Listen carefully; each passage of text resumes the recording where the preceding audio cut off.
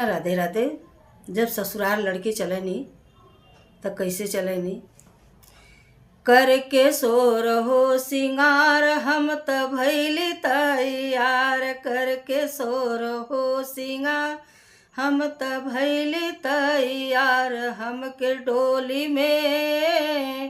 हमके डोली में बैठावले नौनिया सखी, काँप मोर बदनिया सखीना।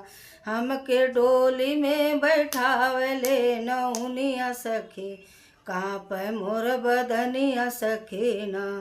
सासु तारने को आई ननद देखने को आई, सासु तारने को आई ननद देखने को आई।